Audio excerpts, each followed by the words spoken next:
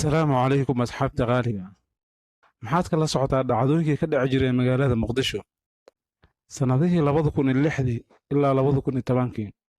asxaabta qaaliga ah, dhacdooyinkaasi waxaa ka mid ah: waxaa jiri jiray casir walba in loo qiimeyn jiray madaafiic magaalada muqdisho, xaafadaha dhan oo magaalada muqdisho. waxaa dhici jiray qoys dhan inuu iska baaba'o, 2 qoys ay baaba'do, 3 qoys ay baaba'do. mase og tahay in suuqa bakaaraha maalin walba loo qiimeyn jiray madaafiic? dadka madaafiicda waxyeelaya marka la ururinayo mise dhaawacooda la qaadayana in loo soo laba jibaari jiray, midka lagu soo celin jiray si ay u baaba'aan dadka qaadaya dhaawacyada.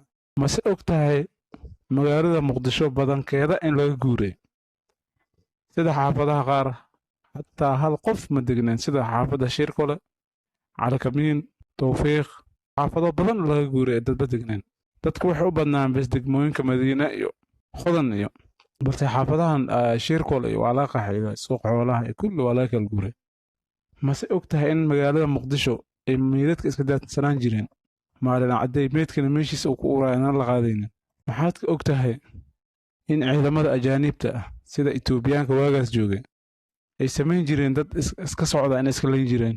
maxaad kala socotaa dhacdadii ka dhacday warshadda Coca-Cola?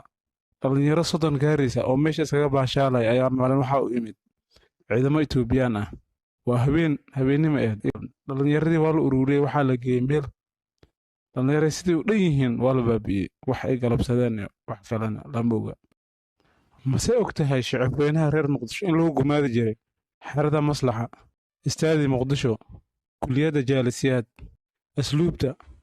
xerooyinkaas oo idil waxaa deganaa Itoobiyaan iyo Burundi iyo Ugandes. waxaan laga soo tuuri jiray madaafiic aad u culculus, waxaana lagu gumaadi jiray shacabka masaakiinta ah. maalin walba waxaa dhici jiray casirkii u badneed, waxaa dhici jiray madaafiic waaweyn, waxaana lagu garaaci jiray xaafadaha ay ku nool yihiin dadka masaakiinta ah, ayadoon dagaal jirin waxba jirin. waxaa dhici jiray marar qaar 3 guri 4 guri isku dheggan, hal qof oo nool in laga waayo ee dadka meydadkood meesha la iskaga daadiyo. maxaad ka og tahay gaashaandhigga xerada gaashaandhigga ah xaafadaha ku hareeraysan in dadkooda dad shiishahan ay ebarka dhigi jireen oo shacbi ahaado, qof ay la dagaashana ahaado, waxay meesha bara inay dili jireen, ilaa xaafadaasi hal ruux xataa ku harin laga wada guuray? maxaadse ka og tahay dagaalkii 9 beri joogtada ah socday ee ka dhacay magaalada muqdisho? dagaalkaasi waxaa ka horreeyey 7 maalin oo isku xigta oo dagaal socdeed. maxaadse ka og tahay qeexii ugu badnaa marka laga reebo 1991dii soomaalidii ugu badnaa ee xamar ka qaxdo inuu ah dagaalkaasi 9 beri, 7 beri, ilaa sannadadaas 2007 ilaa 2010 dadka labaad ee ugu badnaa ee ka qaxeen waddankooda sannadadaas inay ahaan ma og tahay? mase og tahay Itoobiyaanka waagaasi joogay iyo Itoobiyaanka hadda jooga farqiga u dhexeeya ma og tahay? Itoobiyaankaas waagaas joogay waxay ahaayeen dad horor ah, qof waalan oo socda meeshooda hadduu tago way dili jireen. xilli habeennimaha dad Soomaali wada socda haddii arkaan way dili jireen. qof walba oo Soomaali ah qaabkii u arkaan way dili jireen, xataa askari ay ka tirsan oo Soomaali hadduu yahay way dili jireen. waa dad argoosi ee waddanku imaaday. mase og tahay Itoobiyaanka markay ka guureen magaalada muqdisho ee waddanka ka baxeen, xeryihii ay degnaayeen xaaladaha lagu arkay ma og tahay? xerooyinka Itoobiyaanka ay degnaan waxaa lagu arkay meedad badan oo godad lagu guro oo lafahooda lagu arkay. dadka Soomaalida way dilaan, goday ku ridaan, lafahooda meesha laga arkay markay meesha ka guureen.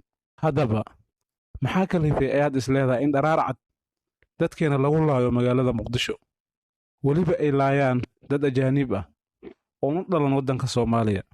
waa xaggeena, waa anaga. maxaa yeelay Itoobiyaanka anagaa keensanay, Burundiga anagaa keensanay. waagii Maraykanka uu leyn jiray 94tii Soomaalida oo iska gumaadi jiray, anagaa ka dambeynay. 91dii gacmehena ayaan isku xasuuqnay, wax walboo dhaco anagaa isku ridnay.